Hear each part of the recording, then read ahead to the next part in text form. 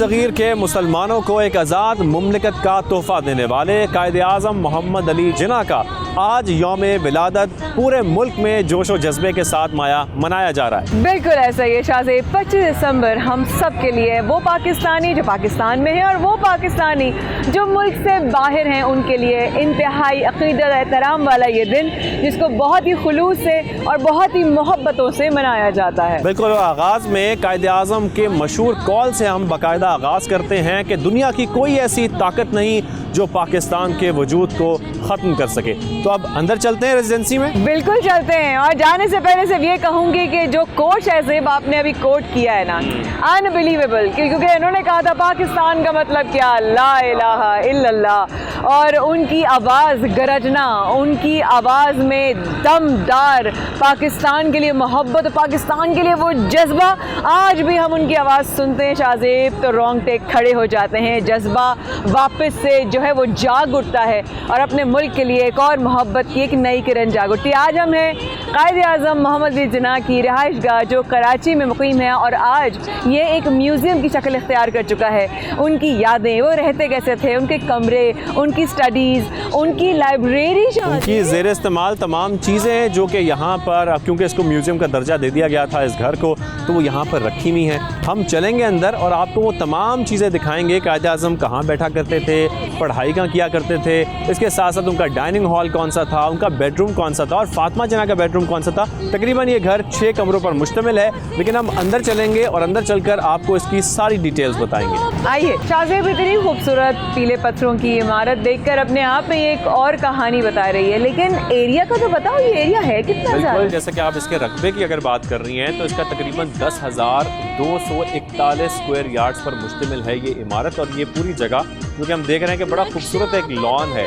इसके साथ साथ जैसे कि आप पीले पत्थर का जिक्र कर रही हैं, बहुत खूबसूरत इसका आर्किटेक्चर है, और आर्किटेक्चर के साथ साथ अगर हम ये भी आपको बताएं कि ये कायद-ए-आज़म ने कब ख़रीदा और कब वो यहाँ पर उन्होंने अपनी शिफ्टिंग की थी, क्योंकि दिल्ली में उनका पहले घर था, वहाँ सारा सामान उनका यहाँ पर आया था, तो 1943 और 14 अगस्त का ही दिन था, यानी कि उनके इस घर के ख़रीदने के ठीक 4 साल के बाद पाकिस्तान आज़ाद मुमलिकत की हैसियत से सामने आया। वाकई उनका एहसान है कि आज हम एक ज़मीन को, एक जगह को अपना मुल्क पाकिस्तान कह सकते हैं। इस म्यूज़ियम की जो इनाग्रेशन हुई वो हकीम मोहम्मद सईद साहब ने की। बिल्कुल, इनाग्रेशन हुई थी जब इसको म्यूज़ियम का दर्जा दिया गया था। जैसे कि यहाँ पर एक तख्ती भी लगाई गई है, 25 नवंबर 1993 में इसको म्यूज़ियम का दर्जा दिया गया, इसकी इनाग्रेशन की गई, और उस वक्त से यहाँ पर वो तमाम चीज़ें जो कायद-ए-आज़म के ज़ेर इस्तेमाल रहीं वो यहाँ पर मौजूद हैं, वो लोग देख सकते हैं आकर। तो शाहज़ेब लोग कोई भी आ सकता है यहाँ पे देखने के लिए? आ सकते हैं और वो चीज़ें देख भी सकते हैं, और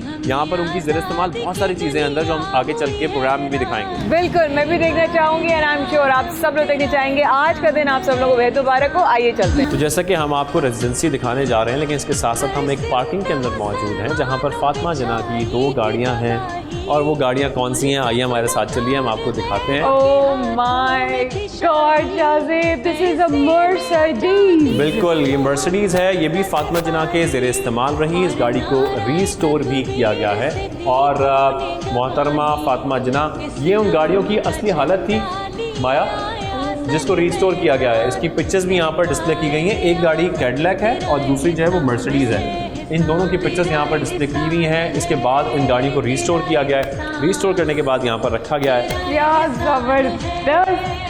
कैडिलैक के इस वक्त मैं मॉडल के सामने खड़ी हूँ, और ये किनकी है, किसकी एक गाड़ी है, किस शख्सियत की ज़ेर इस्तेमाल थी। अनबिलीवेबल। मैं तो इसकी सीट कवर्स देख रही हूँ, इसका इंटीरियर देख रही हूँ, स्टीयरिंग देखो शाहज़ेब, कलर कम्बिनेशन कितना अच्छा है, ग्रीन, और बाहर से गाड़ी जो है उसका जो एक्सटीरियर है वो येलो है, इंटीरियर ग्रीन है। तो ब्रेक, गियर, वैसे सोच रहा हूँ फातिमा जिन्ना इसमें बैठी भी कैसी लग रही होती हूँ। क्या खूबसूरत, शानदार पर्सनालिटी, और इसका जो है हुड कितना बड़ा है, मतलब बंदा भी आ जाए ना, मतलब इतनी बड़ा इसका जो है वो है। तो ये आपने गाड़ियाँ देखी। अब मेरे ख्याल में माया हम अंदर चलते हैं। मेरे ख्याल में आप गाड़ियों की तो फ़ैन हो गई हैं, अब अंदर चल कर देखते हैं कि घर के अंदर क्या क्या है। बिल्कुल सही है, लेट्स गो। आइए चलिए। कहाँ जा रहे हैं? भाई देखो, मैं तो एक खातून हूँ, आई एम अ लेडी, तो मुझे सबसे ज़्यादा इंटरेस्ट किस चीज़ में होगा? किचन में, जाहिर बात है। किचन में। ये वो किचन है जो कायद के वक्त में इस्तेमाल होता था उनके घर में मेहमानों के लिए, जहाँ खाना बनता होगा, जहाँ नाश्ते बनते होंगे, जहाँ उनके लिए गरम गरम सुबह सुबह की चाय होती होगी। Let's go. देखते हैं, क्योंकि घर के बाहर ये किचन बनाया गया है और बहुत खूबसूरत है। अगर हम इसका स्ट्रक्चर देखें और इसके साथ साथ माया इधर आ जाते हैं सबसे पहले, और आगे ये देखते हैं कि ये वो जगह है जहाँ पर खाना पकाया जाता था, क्योंकि उसमें ज़्यादा गैस तो होती थे और चूल्हे तरीके के नहीं थे, तो यहाँ पर कोयला रखकर खाना पकाया जाता था। और ये वो चिमनी पूरी बनी हुई है जहाँ से सारा धुआं यहाँ से बाहर निकलता था। तो ये तो वो जगह हो गई जहाँ खाना पकता था, गरम गरम रोटियाँ। रखते कहाँ थे? पुराने वक्तों से लेके आज तक हमारे घर में भी एक जगह है नेमत खाना। अब मैं आपको दिखाऊंगी, ये वो नेमत खाना है शाहज़ेब जो आपके वक्त में इस्तेमाल हुआ है। अगर आप इसकी खूबसूरती देखें शाहज़ेब, और जैसा कि आप जिक्र कर रही थी कि इसमें खाना इसलिए रखा जाता था कि चारों तरफ इसके जाली है, बिल्कुल, तो कीड़े मकोड़े, मक्खियाँ, मच्छर ना आए, खाना साफ सुथरा यहाँ पर। इसमें अचार रखे जाते थे, इसमें वो चीज़ें जो कि खाना, आप देखिए हर चीज़ फ्रिज में नहीं रखी जाती है, और आप बाहर रखें तो उसमें मट्टी, कभी कीड़े मकोड़े। नेमत खाना इस जगह से खाना बनने के बाद रख सकते हैं आप, ताकि आपका खाना जो है वो ख़राब ना हो। अच्छा, खाना तो ख़राब ना हो और साफ सुथरा भी रहे। लेकिन जब खाने को सर्व करना होता था तो खाना रखा जाता था इन रैक्स के ऊपर। वाह! ये वो रैक्स हैं जहाँ पर खाना तैयार होने के बाद रखते थे, और यहाँ से रखने के बाद जब पूरी डिशेस तैयार हो जाती थी तो फिर यहाँ से ले जाया जाता था उसको रेजिडेंसी के अंदर। शाहज़ेब, अब हम जा रहे हैं मेन रेजिडेंसी में, आपका जो मेन घर, जहाँ पर आपका drawing room, lounge, study, bedroom, सब कुछ। अगर मैं गलत नहीं हूँ तो अब तक की जो भी हमने देखा, स्टडी की, कि इनके अब तक तमाम अशिया जो यहाँ पर अंदर मौजूद हैं वो तमाम वही है जो आपने इस्तेमाल की। बिल्कुल, वो तमाम चीज़ें जो उनके ज़ेर इस्तेमाल रहीं वो यहाँ हम आपको अंदर दिखाएंगे। लेकिन इसके साथ साथ आपको ये भी बता देते हैं कि ये 2 मंजिला इमारत वो इमारत है जो कि फ्लैग स्टाफ हाउस भी पहले कहलाता था, क्योंकि ये ब्रिटिश आर्मी के पास होता था। बिल्कुल, उसके बाद कायद आज़म मोहम्मद अली जिन्ना ने इसे खरीदा। आगे अंदर चलते हैं, बिल्कुल चल के देखते हैं क्या क्या हमारा। बिस्मिल्लाह, आई एम सो लकी। ओह, मैं इतनी इमोशनल हो रही हूँ इस वक्त कि मैं शाहज़ेब और हम दोनों अपने जज्बात बता ही नहीं सकते कि सब हम लोग कहाँ पर हैं। हमारी आंखें, हमारा दिल की धड़कनें तेज़ हो रही हैं, हमारी आंखें यकीन नहीं कर पा रही हैं। और मेरे बाएं जानिब जो ये पूरा एक रैक है, इसमें आपको खूबसूरत क्रॉकरी, खूबसूरत कटलरी नज़र आ रही होगी। और ये कहाँ से मिली थी? बिल्कुल, ये जो हम कबर्ड देख रहे हैं, इस कबर्ड के अंदर एक क्रॉकरी रखी हुई है। ये चाइनीज़ क्रॉकरी है जो कायद आज़म को गिफ्ट की गई थी, और ये जापानीज़ क्रॉकरी है, ये भी कायद आज़म को गिफ्ट की गई थी, जो अभी तक अपनी असली हालत में यहाँ पर मौजूद है। तो ये एंट्रेंस में रखी हुई, बिल्कुल। और 1948 में ये उनको तहाइफ दिए गए थे, जो अब तक जो है महफूज हैं, इनका ख्याल किया जाता है। और हम आपको बताएं, इस म्यूज़ियम में जो भी आता है उसके साथ एक गाइड ज़रूर होता है बताने के लिए हिस्ट्री क्या है, किस तरह बचना है। ये हमारे लिए किसी ख़जाने से कम तो नहीं है। अब आगे चलते हैं और चल के देखते हैं अब कौन कौन से कमरे हमें मिलते हैं। तो हम इस वक्त दाखिल हो चुके हैं माया। सबसे पहले इस घर में दाखिल होने के बाद आपको स्टडी रूम मिलता है, और स्टडी रूम के अंदर हम देख रहे हैं बहुत सारी चीज़ें हैं जो हम आपको दिखाएंगे। लेकिन सबसे पहले एक छोटी सी बैठक है जिसमें एक टेबल है, और शायद ये जब कोई मेहमान आते हैं उनसे गुफ्तगू करनी होती है, इस वजह से ये चेयर्स हैं। और इसके साथ साथ ये भी बताया जा रहा है कि ये जो रग बिछा हुआ है, ये रग भी उसी दौर का है। ये रग भी अपनी असली हालत में आज तक वैसा का वैसा यहाँ पर बिछा हुआ है।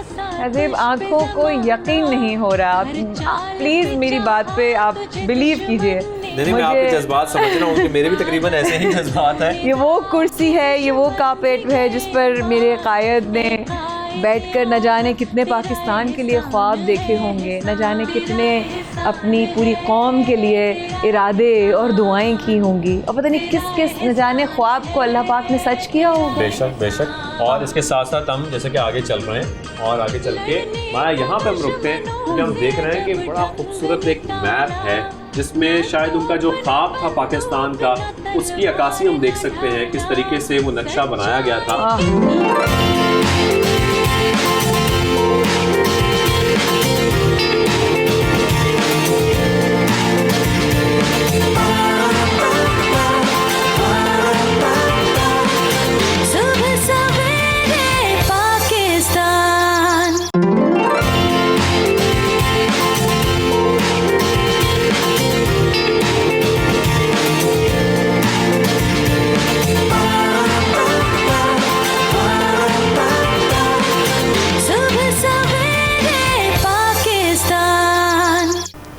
1947 में दिल्ली के घर से कायद-ए-आज़म मोहम्मद अली जिन्ना के तमाम जो उनका सामान था वो यहाँ मुंतकिल किया गया था।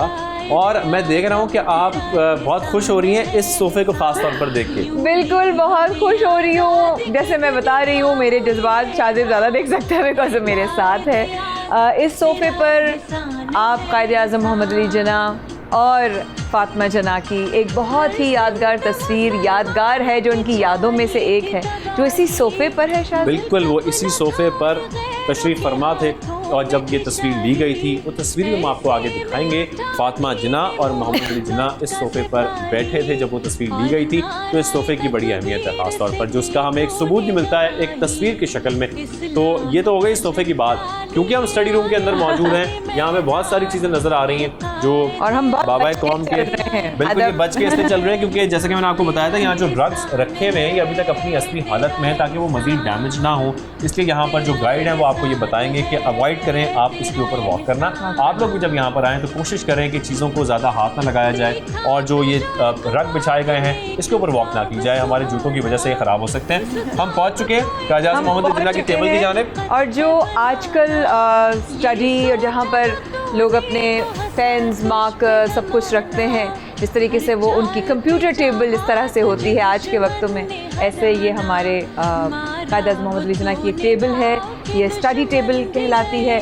दरअसल इसमें जो है दवात भी होती है, उसमें जो है वो कलम भी होते हैं, उसमें कागज़ात हर तरह के रखे जाते थे, इम्पॉर्टेंट डॉक्यूमेंट्स जो हैं वो यहाँ रखे जाते थे।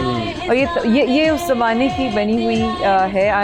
I'm so lucky to be able to be standing right next to this beautiful, memorable table. ये तो हो गई इस टेबल की बात। मुझे एक बड़ी खूबसूरत चीज़ नज़र आ रही है, वो है ये टेलीफोन। और इस टेलीफोन के बारे में ये बताया जा रहा है कि ये टेलीफोन कायद-ए-आज़म ने खुद इस्तेमाल किया था और वो इसको इस्तेमाल कर चुके हैं ये भी अभी तक। और जो डायल्स हैं इसके, उसके कुछ नंबर्स हम देख रहे हैं, अब कुछ मिटना शुरू हो गए हैं, लेकिन बाकी इसकी पूरी हालत तो अपनी असली हालत में अभी तक यहाँ पर मौजूद है।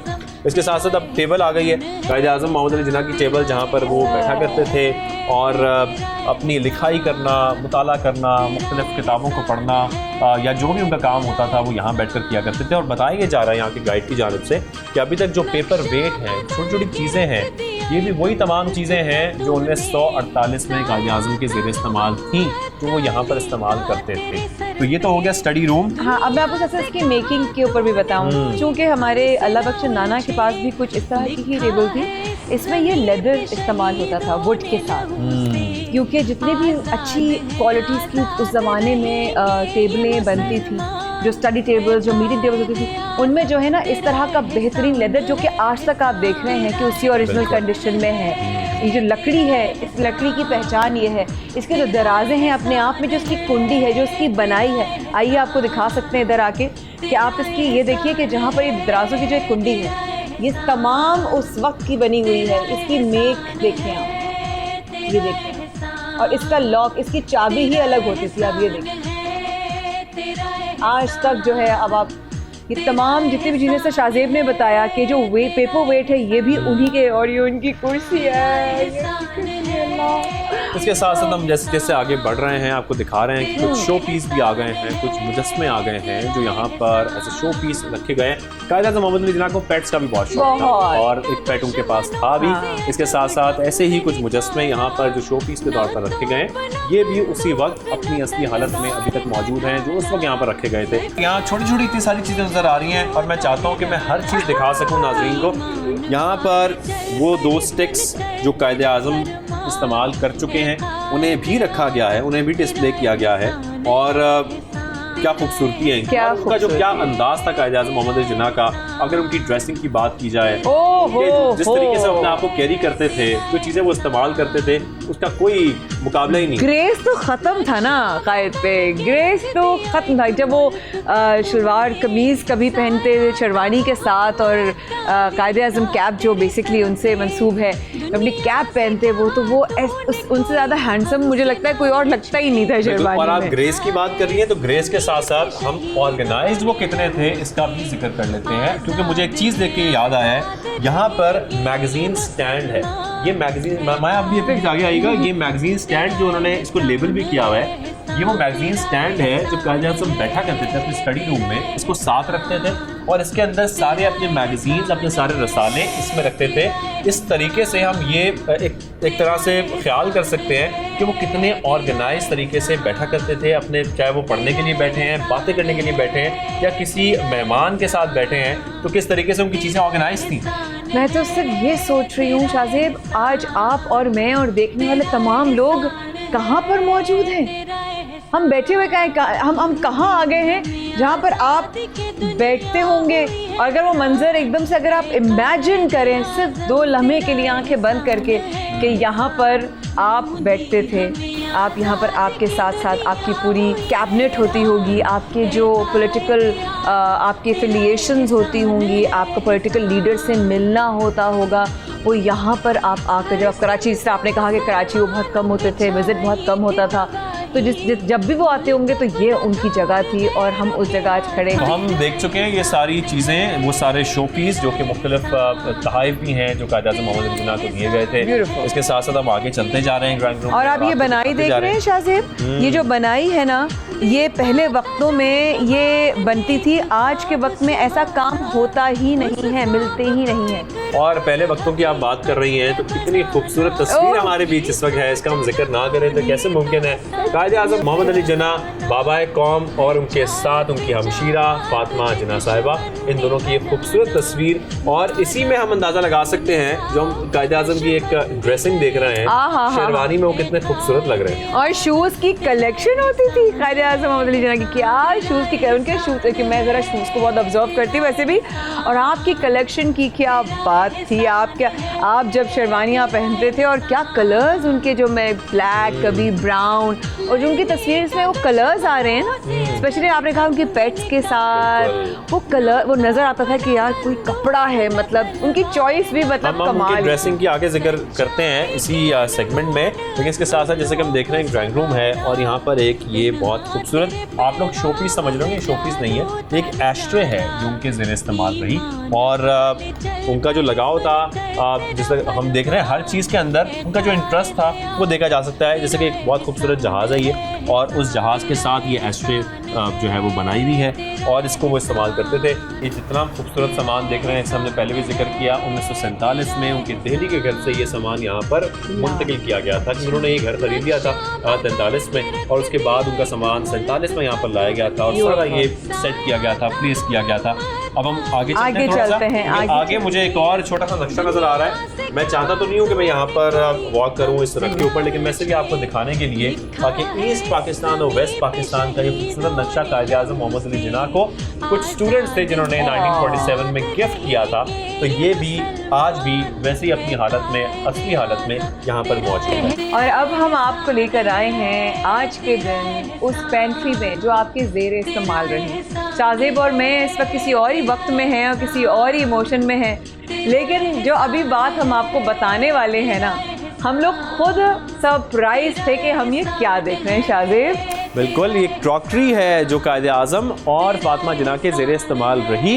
इसके साथ साथ यहाँ के जो गाइड्स हैं वो ये भी बता रहे हैं कि ये मेड इन फ्रांस और मेड इन ब्रिटेन, बिल्कुल बरतानिया और फ्रांस। और आप देख रहे हैं इसमें ग्रीन कलर की एक है, जापान की भी है, जिसमें उसकी जो आर्ट है उसके अंदर जो उसको सजाया हुआ है या उसके अंदर जो भी उसकी पेंटिंग है उसमें वहाँ के नक्श हैं, बोल्स हैं, अंदर रेड कलर के खूबसूरत बोल्स मुझे नज़र आ रहे हैं। I am very impressed by the choice, कितनी खूबसूरत ये क्रॉकरी है। लेकिन मैं क्रॉकरी के साथ साथ आप कुछ जिक्र कर रही थी पिछले स्टडी रूम में सोफे का, कि जिसमें फातिमा जिन्ना और मोहम्मद अली जिन्ना की तस्वीर है। अब मैं आपको दिखाता हूँ तस्वीर कहाँ पर है। वो तस्वीर इस पेंट्री रूम में लगी हुई है। ये है वो तस्वीर जिसमें हम देख सकते हैं वही सोफा जो हमने आपको स्टडी रूम में दिखाया था। इसमें एक तरफ कायदे आज़म मोहम्मद अली जिन्ना और दूसरी जानिब फातिमा जिन्ना इस पे तशरीफ फरमा है, और यही वो सोफा था जिसको हम देख रहे थे इतने करीब से, जिसको मैं हाथ में लगा के वही सोफा है यहाँ पे, सीरियसली।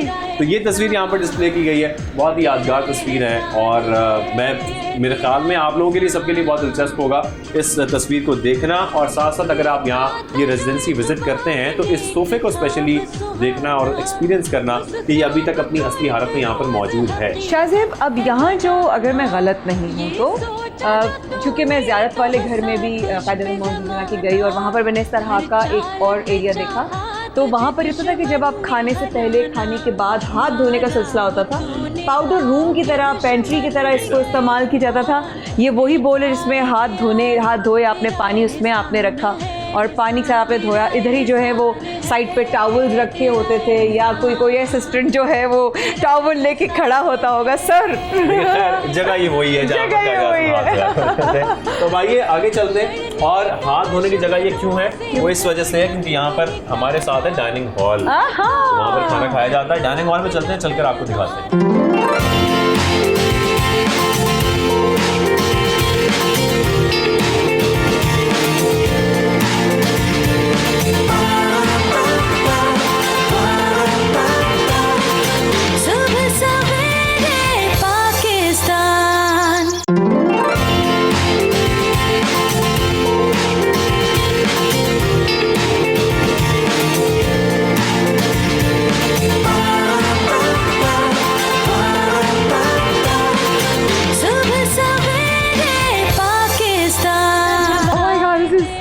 अनबिलीवेबल। आप शान देखें इस टेबल की जहां हम इस वक्त मौजूद हैं। और ये टेबल क़ायद-ए-आज़म मोहम्मद अली जिन्ना की एक और बहन शीरी जिन्ना, उन्होंने उनको गिफ्ट की थी शायद। बिल्कुल, ये गिफ्ट की थी। और गिफ्ट करने के साथ साथ आपको बताएं कि चिन्योटी स्टाइल टेबल ये कहलाती है, जिसका डिज़ाइन है और इसके साथ साथ वॉलनट वुड है जिसमें इस्तेमाल किया गया है। और सबसे इम्पॉर्टेंट चीज़, क्योंकि ये क़ायद-ए-आज़म मोहम्मद अली जिन्ना की जो बहन थी उन्होंने गिफ्ट की थी ये पूरी टेबल और ये चेयर्स, तो यहाँ पर S और J मेंशन है, काफ हुआ है उसी लकड़ी के अंदर, शीरी जिन्ना, S और J यानी कि शीरी जिन्ना। ये क़ायद-ए-आज़म मोहम्मद अली जिन्ना को गिफ्ट की गई थी उनकी जानिब से, जो कि तकरीबन इस टेबल के 3 हिस्से हैं। एक पहला हिस्सा है जो छोटा हिस्सा है, फिर बीच में एक देख रहे हैं कि बहुत बड़ा हिस्सा है इस डाइनिंग टेबल का, और उसके बाद इसका तीसरा हिस्सा है। और 12 चेयर्स इसमें शामिल हैं इस डाइनिंग टेबल के सेट में, तो बहुत ही खूबसूरत है। और मैं तो इसकी डिज़ाइनिंग से ही बड़ा इंप्रेस हो गया। मैं तो बस सोचूं आप यहाँ पे बैठते होंगे, बस मैं बहुत इमोशनल इंसान हूँ, मेरा दिल इतना छोटा सा है। मैं तो इस वक्त आयत की इस वक्त डाइनिंग टेबल पे मुझे यकीन ही नहीं आ रहा, बिल्कुल यकीन। और यहाँ पर शाहजेब जैसे कि ऑब्वियसली डेकोरेशन होती है, फर्नीचर होता है हर तरह से, वहाँ पर बोल्स रखने की एक जो है वो बहुत ही खूबसूरत सा कबर्ड है, रैक। ये जो है मिरर, अब आप देख रहे हैं मिरर की जो साइड्स है ना वो काफ़ी फेड आउट होना शुरू हो गई है, बिकॉज ऑब्वियसली ये उस वक्त का है और प्रिजर्व्ड है। लेकिन इतने ज़माने के बाद भी आज भी अगर हम इसमें अपना चेहरा इतना साफ देख सकते हैं तो बहुत बड़ी बात है हमारे। सीरियसली इसमें कोई शक नहीं है। और आप इसकी बनाई देख सकते हैं, ये तमाम वो चीज़ें हैं जो आपके लाइट्स जो लगी हुई हैं, इनफैक्ट आप दीवारों पे देख रहे हैं वो जो होल्डर्स हैं, वो जो लैम्प्स लगे हुए हैं दीवारों पे, वो भी वही हैं। उस वक्त क्योंकि बहुत कम लाइट होती थी और बहुत कम लाइट का इस्तेमाल भी होता था, तो उस वक्त इसी वजह से बड़ी विंडोज यहाँ पर दी गई हैं, इनको पर तो खोल दिया जाता था, यहाँ पर अंदर लाइट। और डिनर भी जल्दी करते थे शाहजेब, 6 बजे डिनर का टाइम हो जाता था, 8 बजे 9 बजे तक ख़त्म हो जाता था, because he would actually wake up early. वो जल्दी सोते भी थे, जब भी ज़ाहिर काम इतने होते थे। अब सोने का तो मुझे लगता है सोते तो बिल्कुल ही बहुत कम होंगे, I am very sure. But लेकिन जैसे कि हम जिक्र कर रहे थे कि फातिमा जिन्ना यहाँ पर 16 बरस तक रिहाइश पजीर रहीं, यानी कि हम उससे अंदाज़ा लगा सकते हैं कि यहाँ की ज़्यादातर जो चीज़ें हैं वो फातिमा जिन्ना के ज़ेर इस्तेमाल ज़्यादा रही हैं। तो वो फीमेल टच यानी कि जो आ रहा है खूबसूरत लग रही है। आप देख सकते हैं ये जो है टेबल, ये है तकरीबन 6 लोगों की ये टेबल है, इसमें 1 2 3 4 5 6 7 8 9 10 11 12, बिल्कुल 12 जो हैं वो इसमें कुर्सियों वाली ये टेबल है, और 12 जो 6 और फिर एक इस तरह करके। और इसी की बिल्कुल बैक साइड पे एक बार फिर हम देख सकते हैं एक और क्रॉकरी की पूरी कैबिनेट बनी हुई है, यानी कि जैसे कि हम खातून का जिक्र कर रहे थे फातिमा जिन्ना साहिबा, तो फातिमा जिन्ना साहिबा ने हर जगह पर एक ना एक ऐसी अलमारी रखी हुई है जहाँ पर पूरी क्रॉकरी है जो सेट हुई हुई है। और उस क्रॉकरी में कुछ फ्रांस की है, कुछ ब्रिटेन है, और कुछ हम देख रहे थे जो जापान और चाइना से गिफ्ट की गई थी क़ायद-ए-आज़म मोहम्मद जिन्ना को। और ये वो नज़ारा है इस तरीके से देखा जा सकता है डाइनिंग हॉल के अंदर से, जो कि पूरा यहाँ का लॉन इस रेजिडेंसी का आपको नजर आएगा। अनबिलीवेबल, यहाँ से मतलब यहाँ से पर्दे खोल ले तो मेहमान आते हुए नजर आते होंगे। भाई चलो मेहमान आ गए, अब थोड़ी देर में खाना सर्व होगा। हम बैक साइड से इस रेजिडेंसी में एंटर हुए थे, तो यहाँ पर ये बताना बहुत ज़रूरी है कि जो इसकी मेन एंट्रेंस है वो फ्रंट साइड पर है, लेकिन हमने वो आपको शुरू में नहीं दिखाई। अब हम आपको दिखाते हैं कि इसकी जो मेन एंट्रेंस है वो कितनी खूबसूरत है। ओए ये इसकी होए। एंट्रेंस है, यहाँ से आपको पूरा बाहर का लॉन नजर आता है। ये वो दरवाजा है और बहुत साइज में अच्छा खासा ये बड़ा दरवाजा है, बड़ा रोशन रोशन। तो ये तो हो गई इसकी मेन एंट्रेंस। और इस मेन एंट्रेंस के साथ साथ यहाँ पर हम ऊपर जाने का रास्ता आ गया है, तो हम इसके फर्स्ट फ्लोर पर चलते हैं और चलकर देखते हैं कि वहाँ पर क्या कुछ है।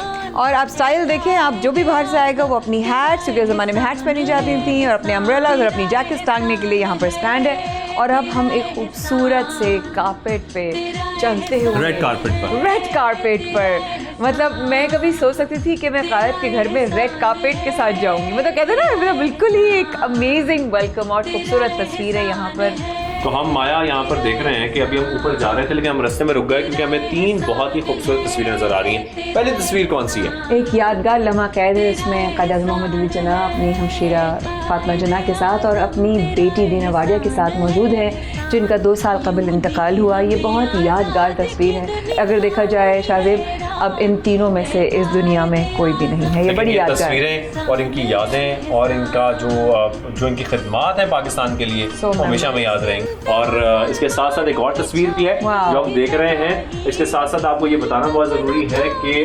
1896 में 4 दिसंबर वो तारीख थी जब कायद आज़म मोहम्मद अली जिन्ना ने अपनी ये तस्वीर, जब वो बैरिस्टर बने थे, तो अपने वालिद साहब को पेश की थी अपनी हैंड राइटिंग में। ये आप देख भी सकते हैं, प्रेजेंटेड टू माय फादर। ये उन्होंने इस तस्वीर पर लिखा था, जो अभी भी यहाँ पर डिस्प्ले की गई है, मोहम्मद अली। और इसके साथ साथ जो तीसरी तस्वीर है वो फातिमा जिन्ना और मोहम्मद अली जिन्ना की है। बहुत खूबसूरत तस्वीर है, क्या प्यारी तस्वीर। इन दोनों की अपनी तस्वीरें इतनी प्यारे लगते दोनों, एक साथ बहन भाई।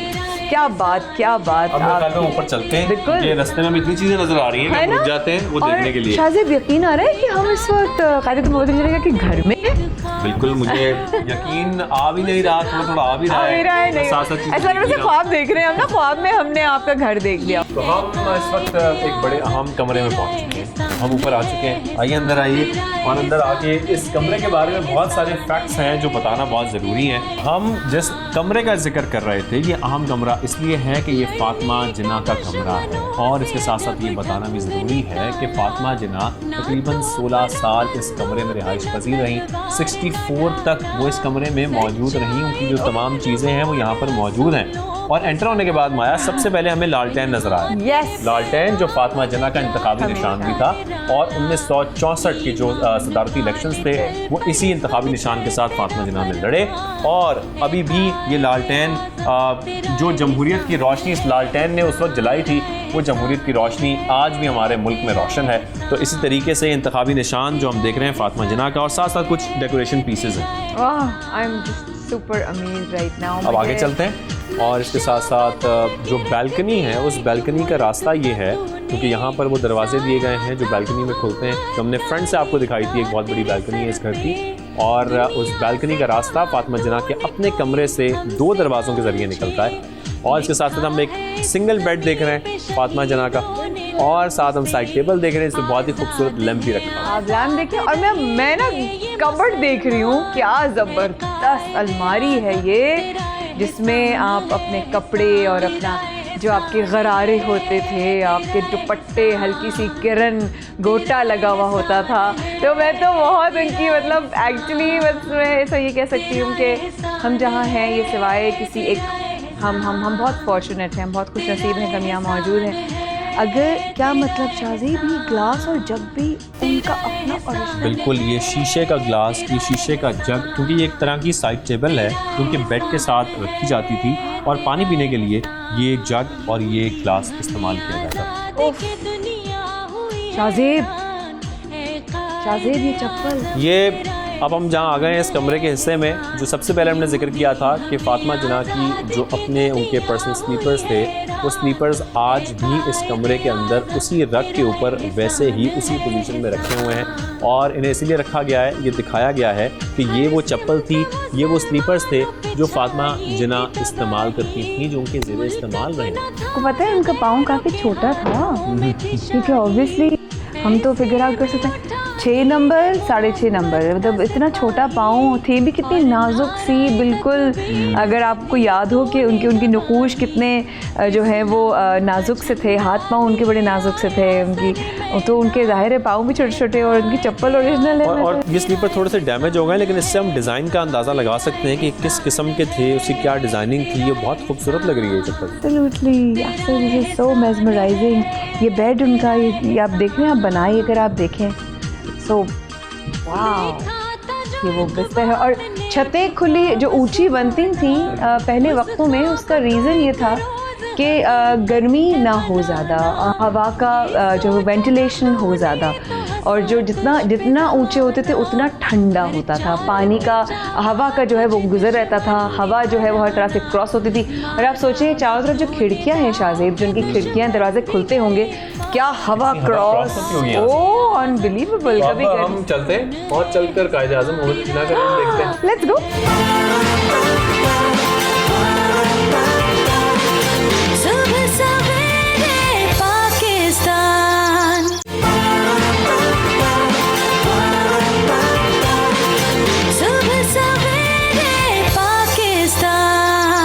शाहजेब और बिल्डिंग की रूम्स देखने के लिए गया है, लेकिन आई एम श्योर फातिमा जना का जो ये ड्रेसिंग रूम है ये मैं मिस नहीं कर सकती थी। आइए मैं आपको दिखाती हूँ। ये है फातिमा जना का ड्रेसिंग रूम, जो कि उनके बेडरूम के साथ अटैच है। ड्रेसिंग रूम अमूमन ऐसे ही बनते हैं, लेकिन चूँकि अब ये म्यूज़ियम की शक्ल इख्तियार कर चुका है, इसलिए इसकी एंट्रेंस बाहर से है। और ये जो आप परफ्यूम शीशा देख रहे हैं, ये भी उनकी ही परफ्यूम्स की एक्चुअल शीशियाँ हैं। ये बोतलें उन्हीं की हैं, ये ड्रेसिंग टेबल उन्हीं की है। आप यहाँ बैठकर तैयार हुआ करती होंगी। और ये जो है ना, आप शॉक में रह जाएंगे जो मैं बताने वाली हूँ। ये उनका फेस पाउडर पफ का शीशी, ये इसके अंदर वो अपना पाउडर रखती थी और अपना पफ रखती थी, अगर आप देख सकें। ये जब मुझे यहाँ पर लोगों ने बताया कि इसमें इनका पाउडर होता था और इसमें ये एक्चुअल इनका केस है जिसके अंदर वो अपना पाउडर रखती थी। और ये वो टेबल है। और जो मैं आपको और दिखाती हूँ,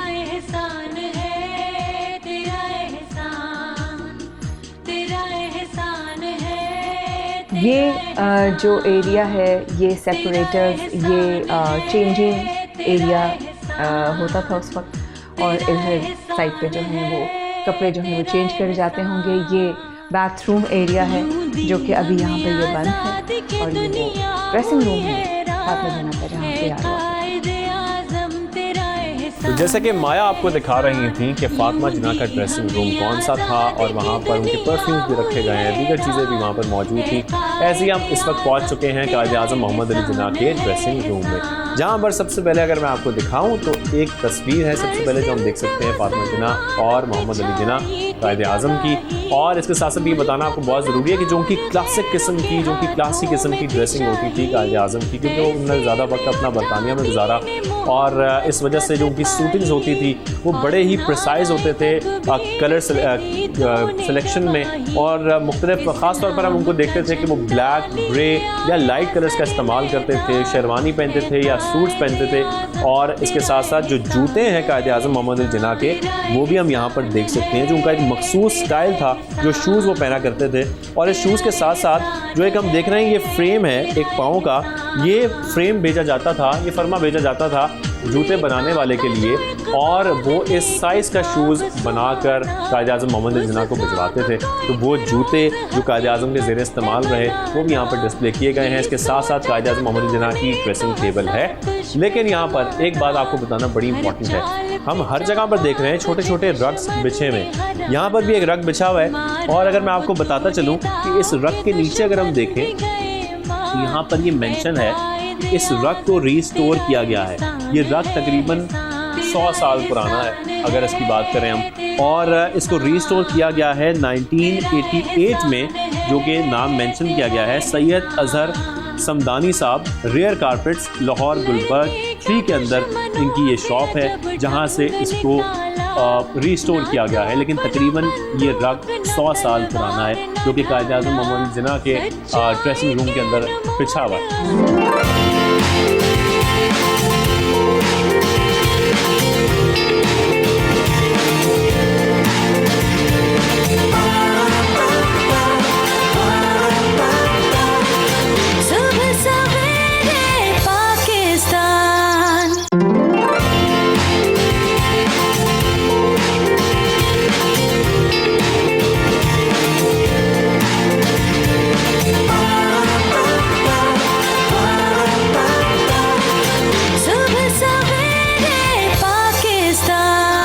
कमरे में सबसे पहले एंटर होने के बाद सबसे पहली चीज़ जो हम देख रहे हैं ये ड्रॉर्स का एक हम देख रहे हैं कि सेट है जिसके ऊपर एक तस्वीर रखी गई है कायदे आज़म का, वो मखसूस अंदाज जिसमें वो एक कागज़ का टुकड़ा पढ़ रहे हैं बैठकर, और ये तस्वीर सबसे पहले आप लोगों ने देखी। इसके साथ साथ यहाँ पर मुख्तलिफ शो पीस भी हैं जो हम देख सकते हैं। साथ साथ जो फातिमा जना के बेडरूम में मैं आपको साइड टेबल दिखाई थी छोटी सी, वैसी ही साइड टेबल एक यहाँ पर भी रखी गई है जिसके ऊपर एक जग और एक पानी का ग्लास अभी भी वैसे ही प्लेस्ड है जो कायदे आज़म इस्तेमाल करते थे। रग्स हम पूरे घर में हर जगह देख रहे हैं, यानी कि ये अंदाज़ा लगाया जा सकता है कि फातिमा जना को रग्स बेहद पसंद थे।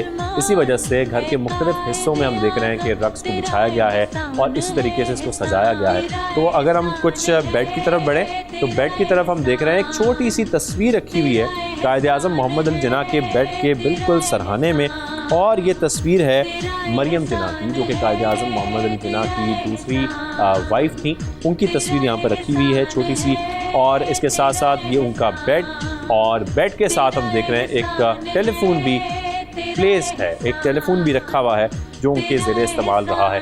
तो ये तो वो बेडरूम है जो कायदे आज़म इस्तेमाल करते थे।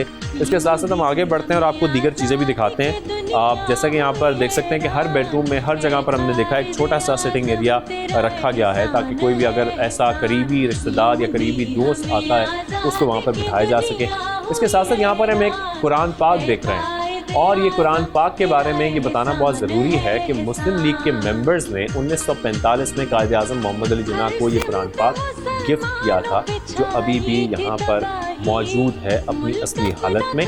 और इसके साथ साथ हम देख रहे हैं कि हर जगह पर छोटी छोटी कैबिनेट्स और कबर्ड्स ये मुख्तलिफ कमरों में रखी हुई हैं। ये एक चेस्टर देख रहे हैं आप, और इसकी जो डिज़ाइनिंग है जिसके ऊपर काम हुआ हुआ है वो दिखाना बहुत ज़रूरी है। अगर आप थोड़ा सा मेरे करीब आएँ और इसको दिखाएं कि ये कुछ चाइनीज़ कल्चर और चाइनीज़ ट्रेडिशंस और उनके कुछ जगहों को शो कर रहा है, और यहाँ पर ये बताना भी ज़रूरी है कि चाइना की जानिब से ये कायदे आज़म मोहम्मद अली जिन्ना को गिफ्ट किया गया था ये चेस्टर जो कि यहाँ पर रखा गया है, जो बेसिकली सामान रखने के लिए और अपना वो सामान सारा जो आप इसके अंदर रख सकते हैं, इस वजह से ये यहाँ पर उनके ज़रिए इस्तेमाल रहा, लेकिन ये गिफ्ट किया गया था चाइना की जानिब से। और इसके साथ साथ हम एक और कायदे आज़म को, क्योंकि मुख्तलिफ तहाइफ मिलते रहते थे, वो ट्रैवल करते रहते थे, तो एक और तोहफ़ा है जो उनको दिया गया था जो ऐश के थ्रू कायदे आज़म की तस्वीर बनाई गई है, वो भी कायदे आज़म मोहम्मद अली जिन्ना के बेडरूम के अंदर मौजूद है। लेकिन ये तमाम चीज़ें जो हम देख रहे हैं छोटी छोटी चीज़ें हैं जो कायदे आज़म के ज़रिए इस्तेमाल रहीं, और हमारे लिए बहुत बड़े एजाज़ की बात है कि आज हम इस बेडरूम में खड़े हैं और बेडरूम में आने के बाद आपको वो तमाम चीज़ें दिखा रहे हैं जो कायदे आज़म इस्तेमाल करते रहे हैं। लेकिन यहाँ पर एक और चीज़ जो मैं सबसे आखिर में आपको दिखाना चाहता हूँ बेडरूम में, शुरू मैंने आपको नहीं दिखाई क्योंकि मुझे सबसे ज़्यादा पसंद है, वो है कायदे आज़म की चेयर्स। आप अगर ज़ियारत का जिक्र करें तो ज़ियारत में भी एक कायदे आज़म मोहम्मद अली जिन्ना की ईजी चेयर रखी गई है। ऐसी ही एक चेयर यहाँ पर मौजूद है जो रिलैक्सिंग चेयर टाइप की है, जिस पर कायदे आज़म बैठ कर रिलैक्स किया करते थे सुकून से। और देख सकते हैं ये जिस खूबसूरती से लकड़ी से बनाई गई है, ये भी खैर आजकल ऐसी चेयर्स आपको कहाँ नज़र आती हैं। तो ये हो गया कायदे आज़म मोहम्मद अली जिन्ना का अपना पर्सनल बेडरूम, उनका कमरा। अब हम चलते हैं और इस घर के जो हम फर्स्ट फ्लोर पर हैं, यहाँ पर आखिरी हिस्सा है जो हम आपको अब दिखाएं। कायदे आज़म रेजिडेंसी के आपको सैर करा रहे हैं हम, तमाम कमरे भी आपको दिखाए, डाइनिंग हॉल दिखाया, स्टडी रूम दिखाया, इसके साथ साथ जो उनके दीगर हिस्से थे घर के वो भी आपको दिखाए। अब हम आखिर में आ चुके हैं जो उनका फर्स्ट फ्लोर है उसके ड्राइंग रूम में, और इस ड्राइंग रूम के बारे में माया ये कहा जाता है कि जो उनके बहुत ही करीबी रिश्तेदार थे, बहुत क्लोज वन थे, उनके बहुत करीबी दोस्त थे, उन्हें यहाँ पर बिठाया जाता था और यहाँ पर उनकी मेहमान नवाजी की जाती थी। हम इस ड्राइंग रूम के अंदर पहुँच चुके हैं। सोफा सेट सबसे पहले आप देख सकते हैं, और बहुत ही आजकल के दौर के लिहाज से बात करें कितना खूबसूरत कलरिंग है इसके अंदर, और बिल्कुल वही स्टाइल है जो आजकल चल रहा है। ये बिल्कुल वो ऐसे कम्फी, जिसमें बेसिकली लाउंज लिविंग एरिया का जो बेसिकली कॉन्सेप्ट है आज इस तरह का सोफ़ा है। और अगर हम इस तरफ आते हैं जहाँ पर ये 2 चेयर्स और एक टेबल बीच में है, तो ये बड़ी इंपॉर्टेंट है, पता है आपको? ये इंपॉर्टेंट इसलिए है कि कायदे आज़म मोहम्मद अली जिन्ना को चेस खेलने का बहुत शौक था। मैं यही बताने और ये चेस टेबल बनाई गई है बहुत ही खूबसूरत, जहाँ पर वो बैठकर अपने दोस्त अहबाब के साथ या अपने जो उनके करीबी रिश्तेदार थे या जानने वाले थे उनके साथ बैठकर यहाँ पर चेस खेला करते थे। आपको पता है ये क्या चीज़ है? ये जो वाइट सी है बीच में इसकी बनाई में, ये हाफिजान। तो हमने आपको तमाम कमरे भी दिखाए, पूरे घर के अंदर डाइनिंग हॉल्स भी दिखाए, ड्राइंग रूम्स भी दिखाए। अब वो जगह आपको दिखा रहे हैं जहाँ पर एक टेबल रखी गई है जिसकी 2 चेयर्स हैं, और ये सिर्फ और सिर्फ फातिमा मोहम्मद अली जिन्ना जो थी, फातिमा जिन्ना थी, उनके ज़ेर इस्तेमाल थी और ख़ास तौर पर नाश्ते के लिए इस्तेमाल की जाती थी। तो आज हमने आपको कायद-ए-आज़म रेजिडेंसी दिखाई। इसके साथ साथ आपको ये बताना बहुत ज़रूरी है कि 1985 में हुकूमत पाकिस्तान ने 51,04,000 रुपये में ये इमारत ख़रीदी और इसे दर्जा दिया गया म्यूज़ियम का। तो ये हमने खूबसूरत इमारत आज अपने नाज़रीन को दिखा दी है इस अहम दिन पर। आज का दिन शाहज़ेब हम सब पाकिस्तानियों के लिए एक ऐसा दिन है कि जिनकी वजह से हम 14 अगस्त मना पाते हैं, जिनकी वजह से हम 23 मार्च मना पाते हैं। आज उनके दिन उनकी पैदाइश हुई। आज के दिन से हम इमोशनली बहुत अटैच हैं। ये जो टेबल का भी जिक्र किया शाहज़ेब आपने, इसमें फातिमा जिन्ना, मोहम्मद अली जिन्ना जब नाश्ता करते होंगे तो वो सिर्फ एक जो है वो 2 लोग नाश्ता नहीं करते थे, वो एक बहन भाई की जोड़ी जिन्होंने अपनी ज़िंदगी में बेशुमार कुर्बानियाँ देकर उस जगह पर वो पहुँचे कि आज हम उनके हम फॉलोअर्स हैं, हम उनसे इश्क करते हैं, हम उनसे मोहब्बत करते हैं, हम उनसे अक़ीदत रखते हैं। अल्लाह पाक हम सब पाकिस्तानियों को कायद-ए-आज़म मोहम्मद अली जिन्ना की अक़ीदत, मोहब्बत, एहतराम और उनकी सिखाई हुई बातों पर अमल करने की तौफ़ीक़ अता फ़रमाए, क्योंकि हम उनके एहसानमंद हैं, एहसानमंद थे और एहसानमंद रहेंगे। पाकिस्तान का मतलब क्या? ला इलाहा इल्लल्लाह, पाकिस्तान जिंदाबाद।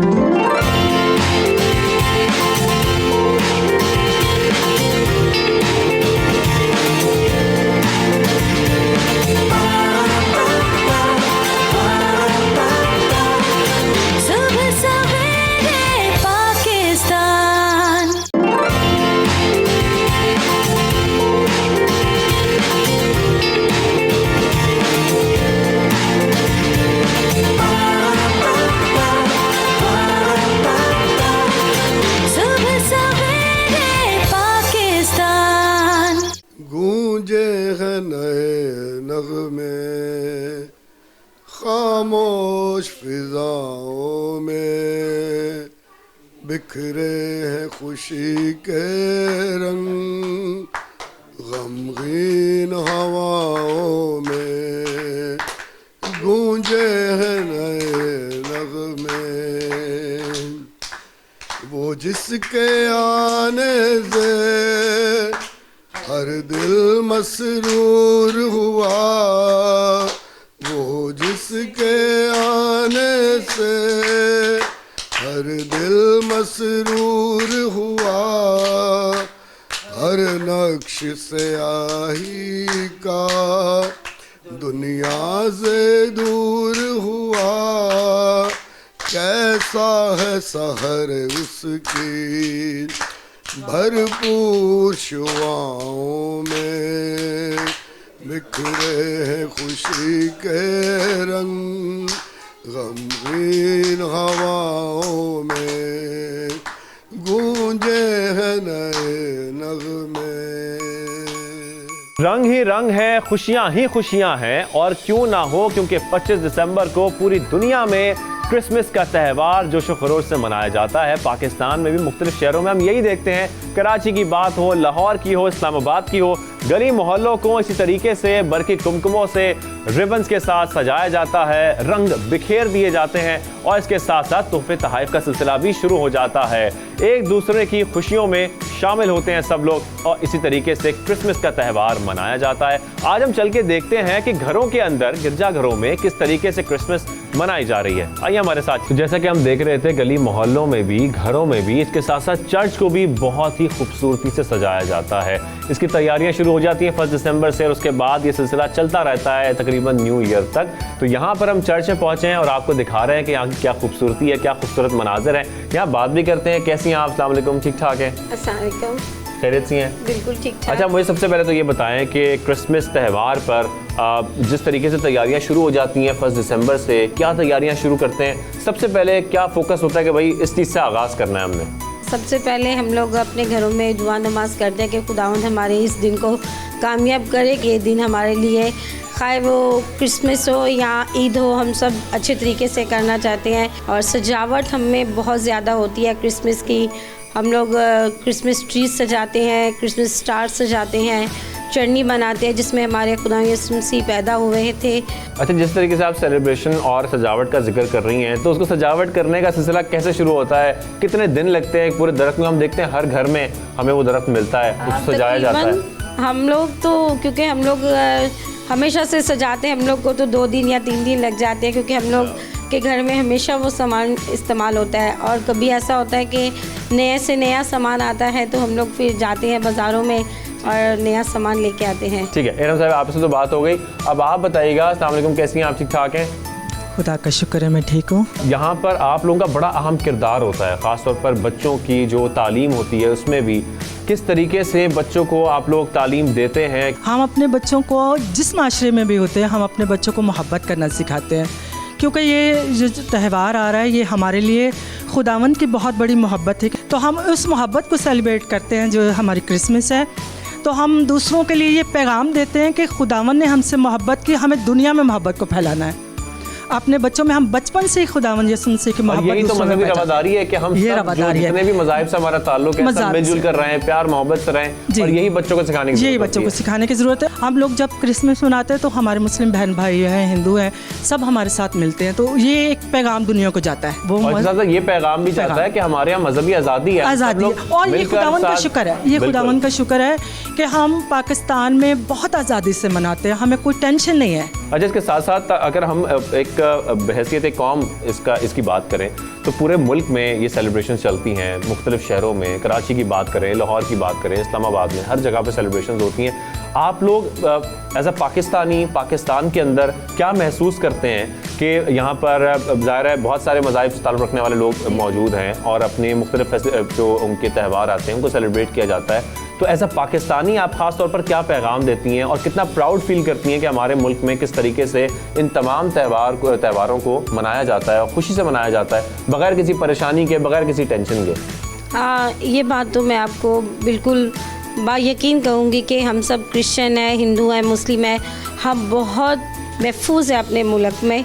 हम हमेशा अपने इबादत खाने वक्त पर खोलते हैं और वक्त पर हम अपनी इबादत कर सकते हैं और तरीके से हम लोग अपने सारे इंतज़ामात को कर सकते हैं। हम पाकिस्तान पर बहुत नाज करते हैं, हमारा मुल्क बहुत अच्छा है, बहुत ज़्यादा हम सब अपने अपने मज़हब को एहतराम से मना सकते हैं, अपनी ईदों को मना सकते हैं। बल्कि जो लोग अपने दिल में प्यार रखते हैं वो हर मज़हब का एहतराम करते हैं, चाहे वो मुस्लिम हो या क्रिश्चियन हो या हिंदू हो।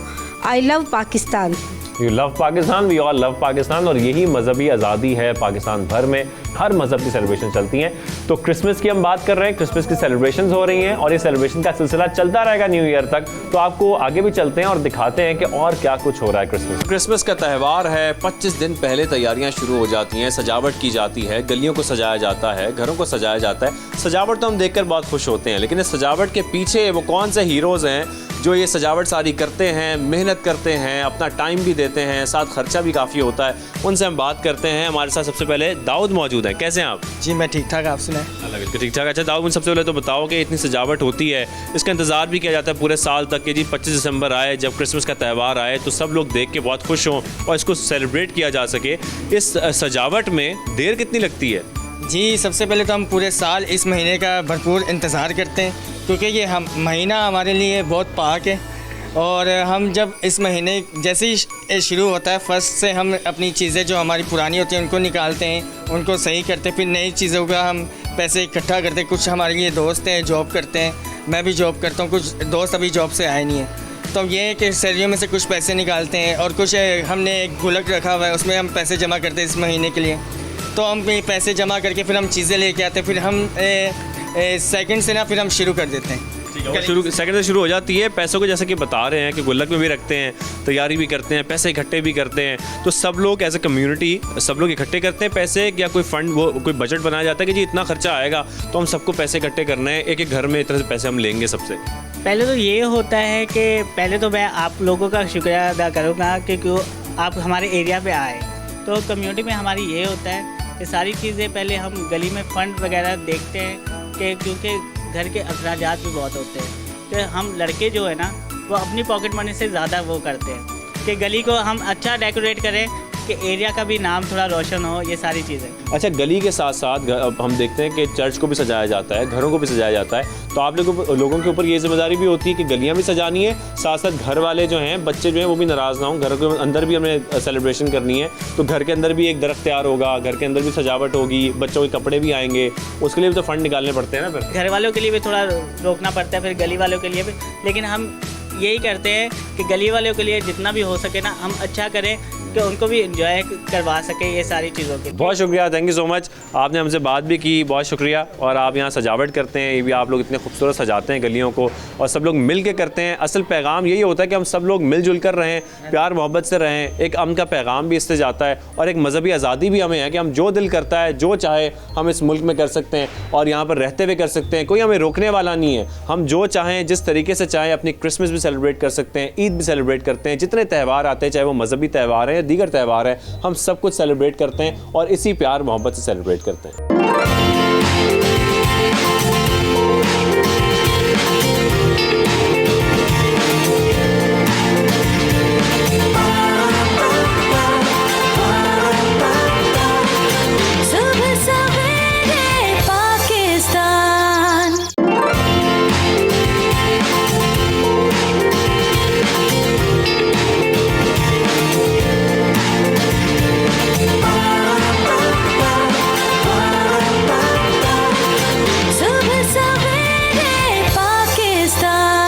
तो जी, गलियों के मनाज़र आपने देखे, किस तरीके से सजावट की गई है, चर्च को सजाया गया है, किस तरीके से यहाँ पर सेलिब्रेशन चल रही है क्रिसमस के त्यौहार की, और इसी तरीके से हर घर के अंदर सारे बच्चे इकट्ठे हैं। बहुत सारे बच्चे मेरे आसपास भी यहाँ पर सब तैयार हुए हुए हैं, कोई बड़ी खूबसूरत टोपी पहन के बैठे हुए हैं यहाँ पर, और सब बच्चों की तैयारियाँ भी मुकम्मल हैं, सेलिब्रेट किया जा रहा है, साथ साथ केक भी काटे जाएंगे, सब कुछ होगा। हम एक फैमिली के दरमियान मौजूद हैं, इनसे बात करते हैं कि इनकी तैयारियाँ कैसी हैं, कैसे सेलिब्रेट की जा रही है आज ख़ास तौर पर 25 दिसंबर को जब क्रिसमस का त्यौहार आता है। तो आपकी जिम्मेदारी सबसे पहले बताइएगा क्या होती है, किस तरीके से आप पूरे घर में, क्योंकि बच्चों की ज़िद्दें भी होती होंगी, साथ साथ खाना भी बनाना है, सजावट भी करनी है, पूरा दिन कैसे गुजरता है क्रिसमस का? बस सबसे पहले तो बच्चों की तैयारी, कपड़े वगैरह और बच्चों की तैयारी, फिर घर को सजाना। मेन हमारा जो पॉइंट होता है यही होता है कि कपड़े बच्चों के रेडी हों और सबसे पहले घर डेकोरेट हो।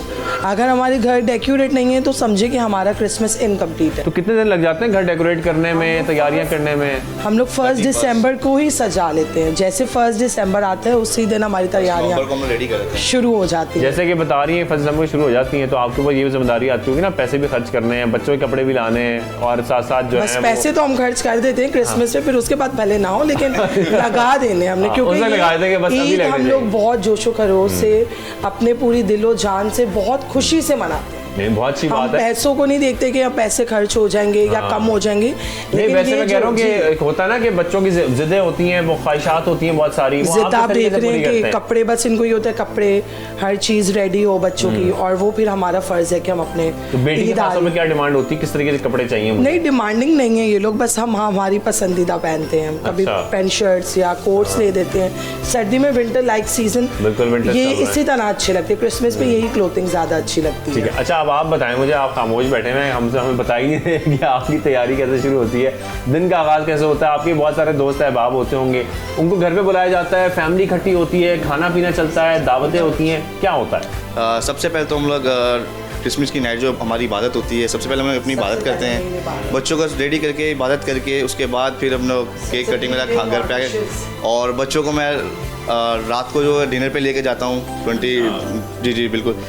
इबादत के बाद हम लोग थोड़ा सा बाहर गलियों में घूमते हैं, उसके बाद बच्चों को फिर डिनर के लिए लेके जाता हूँ, उसके बाद आते हैं, फिर सोते हैं। सुबह की इबादत करने के बाद फिर हम लोग गेट टुगेदर होते हैं सारी पूरी फैमिली के साथ, तो फिर खाने वगैरह जो होते हैं फिर वो खाने। तो ये बताएं सबसे पहले कि आपको खाने क्या चीज़ खाने में पसंद है, या आप जो कह रहे हो कि भाई खाने में ये बनना चाहिए क्रिसमस पे खास तौर पे? मुझे सबसे ज़्यादा बिरयानी पसंद है। वैसे हर जगह हम जिससे पूछ रहे हैं ये कहता है कि बिरयानी पकनी चाहिए। खैर कराची में बिरयानी की बात हो, ये कैसे पॉसिबल है? सबसे, लेकिन बिरयानी के बाद मीठे में क्या हो और नमकीन में क्या हो? मीठे में तो खीर होना ज़्यादा अच्छा, खीर बहुत ज़रूरी है। आपकी क्या चॉइस होती है, या सबसे अच्छा आप क्या बनाती हैं जो आप कहती हैं कि भाई ये बनना चाहिए? हम लोग ये है कि जॉइंट फैमिली में रहते हैं, खाना वगैरह मेरी अम्मी बनाती है, मैं ज़्यादा नहीं बनाती, लेकिन ये है कि मिल के हम लोग आपस में हेल्प करते हैं। कभी हमारे घर में भी कभी बिरयानी, कोरमा, और मीठे में भी काफ़ी चीज़ें, सेवियाँ और खीर, काफ़ी चीज़ें होती है, वैरायटी बहुत होती है, और केक्स मेन चीज़ हमारी केक्स होती हैं, केक्स काटे जाते हैं, बस यही इस तरह से रिलेटिव्स आते, बहनें आती हैं, ठीक है, आपस में सब जैसे मिलते कहते हैं। हैं कि 25 से खैर शुरू तो तैयारियां शुरू हो जाती हैं 1 दिसंबर से, 25 को फिर ये त्यौहार आ जाता है क्रिसमस का, उसके बाद भी 5 दिन तक न्यू ईयर तक चलती रहती हैं। तो फिर 5 दिन तक क्या मसरूफियत होती है? छुट्टी कर ली जाती है दफातर से सबसे कि भाई अब ये 5 दिन तक हमने जो है ना नहीं छुट्टी तो मैं तो टीचर हूँ, तो मुझे तो ऑलरेडी छुट्टियाँ ही हैं। क्या मेरी पढ़ाती तो, हैं आप? मैं इंग्लिश जनरल की टीचर हूँ। अच्छा, और आप क्या करते हैं? तो इनका भी अपना मेरा आइसक्रीम शेक, मैंने कहा ये ना 2 टीचर्स एक साथ बड़ा मुश्किल हो जाता मेरा है। आइसक्रीम शेक साथ आप। अच्छा ठीक है, तो हमें तो ऑलरेडी छुट्टियाँ मिली हुई हैं। सही है। बस यही है कि फिर थोड़ी तैयारी घर को फिर थोड़ा देख लेते हैं, और आना जाना दावतें होती हैं, फिर रिलेटिव्स को मिलना मिलाना, और उतनी देर में न्यू ईयर भी आ जाता है। बस न्यू ईयर भी आ जाता है। अच्छा, के साथ साथ हमारे साथ आप क्या करने में मसरूफ हैं? आप मुझे बताइएगा कि नहीं पहले हम आपसे बात करेंगे। क्या नाम है आपका? होशाना। अच्छा शना, आप मुझे ये बताएं कि जैसा कि माँ बाबा तो बता रहे हैं और यहाँ पे पूरी जॉइंट फैमिली की चलती है, सेलिब्रेशन चलती है, तैयारियाँ की जा रही होती हैं। आपने इतना खूबसूरत स्वेटर पहना हुआ है, तो ये स्वेटर जो है ये दिला दिया गया या बस कहा कि मुझे इसी कलर का चाहिए, ऐसे ही चाहिए? मम्मा ने दिलाया है। मामा ने दिलाया? आपने कुछ नहीं कहा कि जैसे मामा कह रही हैं कि बच्चे कुछ नहीं कहते, मुझे जो मेरा दिल करता है वो दिला देती हैं? नहीं, हम कुछ नहीं कहते हैं, मम्मा अपनी मर्जी का दिलाती है। अच्छा, कोई डिमांड नहीं करती मुझे ये खाना है, ये मुझे चाहिए, या ये मुझे कोई गिफ्ट चाहिए, या ये मुझे टॉय चाहिए, या कोई चीज़ चाहिए? टॉय। कौन सी चीज़ें डिमांड करती हैं आपकी? भाई मुझे क्रिसमस पे ये तोहफे चाहिए, ये गिफ्ट चाहिए माँ बाबा से? हैं? डॉल चाहिए होती है, फिर दिलाई? मतलब अब एक्सपेक्ट करें कि आज आपको मिल जाएगी? अच्छा, और आज के साथ साथ आपकी फ्रेंड्स इकट्ठी होती हैं, बहन भाई सारे कज़न्स इकट्ठे होते हैं, क्या करते हैं? सुबह दिन का आगाज़ होता है क्रिसमस का, तो सुबह से लेकर रात तक क्या करती हो आप? हम लोग पहले चर्च जाते हैं, उसके बाद आते हैं, उसके बाद बाबा हमें घुमाने लेके जाते हैं, फिर हम लोग आके सारा सजाते हैं क्रिसमस का, और गिफ्ट भी देते हैं सब हमें, ईदी भी देते हैं। उसके साथ साथ फिर केक भी काटते हैं हम लोग, फिर मिलके हमारी फुप्पो भी आती हैं, हमारी फुप्पो भी हमें ईदी देती हैं, फिर हमें बहुत मज़ा आता है। सुबह सवेरे पाकिस्तान, सुबह सवेरे पाकिस्तान। हम देख रहे हैं बड़ी रौनक लगी हुई है, बच्चों की भी, बड़े बच्चों की भी, सबको यहाँ बेहतरीन तैयारियां हैं क्रिसमस मनाने के लिए। आपका दिन कैसे गुजरता है? आपकी पूरी बड़ी जिम्मेदारी होती होगी, सबको साथ लेकर चलना है, सबको इकट्ठा करना है, सबकी ख्वाहिशात भी पूरी करनी है, प्यार मोहब्बत भी आपको माशाल्लाह इतने सारे जब बच्चे होते हैं तो बहुत मिलता है। आपका दिन कैसा गुजरता है? बस हमारा दिन तो दिन जो है इनकी खिदमत करते करते गुजर जाता है। रात को इबादत के लिए मतलब इनको जल्दी ये बोलते हैं कि जल्दी तैयार हो जाओ, ताकि इबादत वक्त पर करके फिर अपने इंजॉय कर लें। क्रिसमस एक त्यौहार है, एक मजहबी त्यौहार भी है, और इसमें सब लोग इकट्ठे होते हैं, साथ साथ सब बच्चे इकट्ठे होते हैं, पूरे ख़ानदान इकट्ठे होते हैं, फैमिली गैदरिंग्स होती हैं। तो ऐसे में आप ख़ास तौर पर क्या अरेंजमेंट करते हैं? आपकी क्या कंट्रीब्यूशन होती है कि भाई सबको साथ लेके चलना है, सारे बहन भाई इकट्ठे हों, प्यार मोहब्बत से रहें, और कोई नाराज़गियाँ भी हों बीच में तो वो दूर हो जाएँ? इनकी फरमाइश होती थी कि आप अपने हाथ से हमें कोरमा जो है पका के खिलाएंगे। अच्छा, मतलब वो उसमें सब कुछ नेचुरली सब कुछ डाला जाता था, हर चीज़, मतलब ये जो बाजारी होती थी वो नहीं डालता था। मेहरबानी के साथ साथ यही हमारी दुआ भी होती है ख़ासतौर पर क्रिसमस पे कि जो नए साल का आगाज़ है, एक नई उम्मीद के साथ, एक नए अज़्म के साथ कि पूरा नया साल खुशगवार गुजरे, बहुत अच्छा गुजरे। ख़ास तौर पर क्या दुआएं की जाती हैं और किस तरीके से मुल्क की सलामती के लिए, मुल्क के लिए भी दुआ की जाती है कि सब ऐसी प्यार मोहब्बत से एक दूसरे की खुशियों में शामिल हो सकें।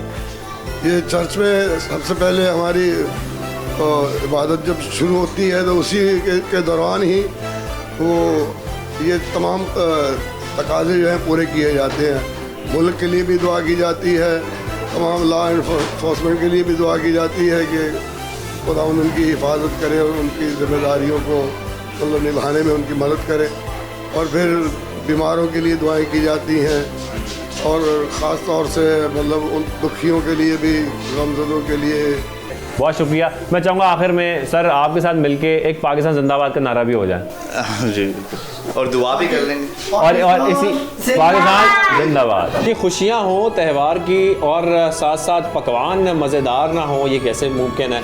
तो इसीलिए हम मुख्तलिफ घरों का रुख कर रहे हैं, हम जानने की कोशिश कर रहे हैं कि घरों में क्या पक रहा है, क्या क्या मेन्यू में है।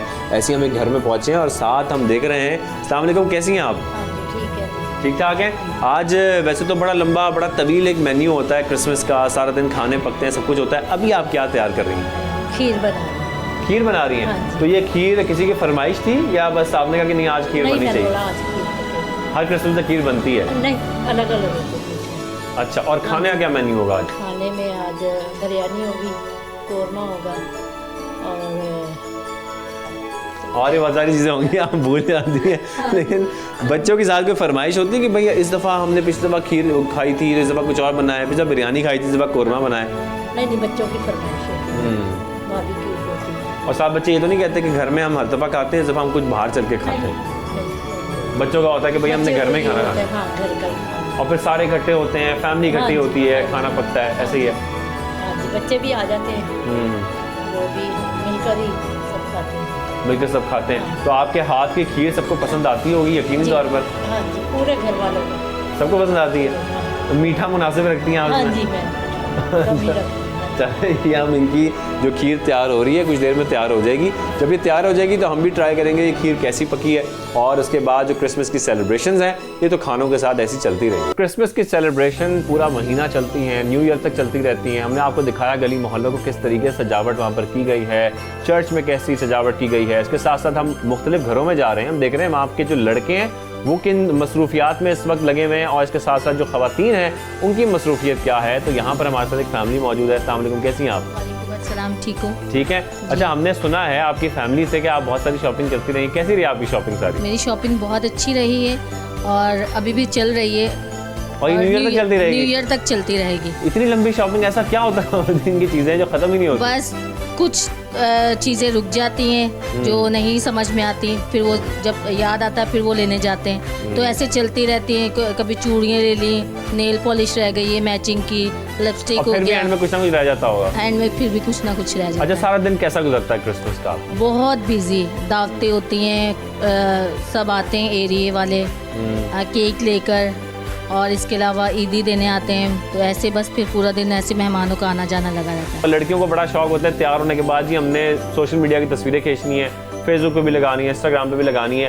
तैयारियां कैसे होती हैं, कितनी पिक्चर्स खींची जाती हैं, कितनी सेल्फीज ली जाती हैं? बहुत सारी पिक्चर्स लेते हैं, कोई ना कोई सेल्फी किसी के साथ, जितने भी गेस्ट आते हैं उनके साथ लेते रहते हैं। फिर ज़्यादा से ज़्यादा टिकटॉक पोस्ट करते हैं बाहर जाकर। टिकटॉक ही बनती है क्रिसमस पे? जी, बहुत। तो ये तो नहीं होता कि इसके फॉलोअर्स ज़्यादा हैं मेरे कम हो रहे हैं, या इसके लाइक ज़्यादा है मेरे कम आ रहे हैं? नहीं। और फिर चर्च में जाकर खुदा यीशु मसीह के सामने क्रिसमस ट्री के साथ पिक्चर्स बनाते हैं, वीडियोस बनाते हैं सब, और पूरी फैमिली के साथ वीडियोस बनाते हैं। ज़्यादा से ज़्यादा इंस्टा पे पोस्ट करते हैं, फेसबुक पे, बहुत सारे सोशल मीडिया प्लेटफॉर्म्स पे पोस्ट करते हैं। अच्छा, मुझे आप बताएं थोड़ा सा कि ख़वातीन की कोई बड़ी जिम्मेदारी होती है, घर की जो ख़वातीन होती हैं, कि उनको तोहफे तोहफ़े तो कम मिल रहे होते हैं लेकिन बेचारी वो सारा दिन कभी किचन में है, कभी कोई और तैयारी चल रही है, कभी सजावट चल रही है। आपकी क्या मसरूफियत होती है? क्रिसमस के दिन भी सारा दिन गुजर जाता है खाना बनाने में? जी, ये तो है, सारा दिन खाना बनाने में गुजर जाता है, खाना देने में गुजर जाता है। अच्छा, जो बच्चे हैं सारे घर के जब वो इकट्ठे होते हैं, आप लोग की माशाल्लाह जॉइंट फैमिली है, बच्चे सारे बड़ी जिद करते हैं कि जी हमें सेंटा क्लॉज बनना है, कोई कहता है हमें ये जैकेट खरीदनी है, हमें ये खरीदना है। तो बच्चों की शॉपिंग में, उनकी जिद्दें पूरी करने में, उनके तोहफे लेने में कितना टाइम लगता है? हम लोग आज भी गए हैं शॉपिंग करने बच्चों की, तो बहुत टाइम लग गया है। टाइम का पता नहीं चलता शॉपिंग बच्चों की जो ज़रूरियात हैं वो पूरी नहीं होती जी, ऐसा है? ये तो है, चीज़ें पूरी नहीं होती हैं, टाइम खत्म हो जाता है, चीज़ें पूरी नहीं होती बच्चों की। आपका क्या नाम है? मलाइका, आप मुझे बताओ कि आपका दिन कैसे शुरू होता है, और दोस्तों के साथ गुजरता है, फैमिली के साथ गुजरता है, या तोहफे लेने में गुजरता है कि देने में गुजरता है? लेने में। अच्छा, क्या क्या तोहफे मिलते हैं? कपड़े मिलते हैं, गिफ्ट मुख्तलिफ किस्म के मिलते हैं, बस सीधी मिलती है। ऐसा मैंने देखा कि चर्च के अंदर ऐसी होती हैं जिसमें बच्चों की स्पीचेस होती हैं, तो कुछ इस तरीके के टैबलोस चल रहे होते हैं, सब कुछ होता है। आप लोग कोई पार्टिसिपेशन करते हैं ऐसी?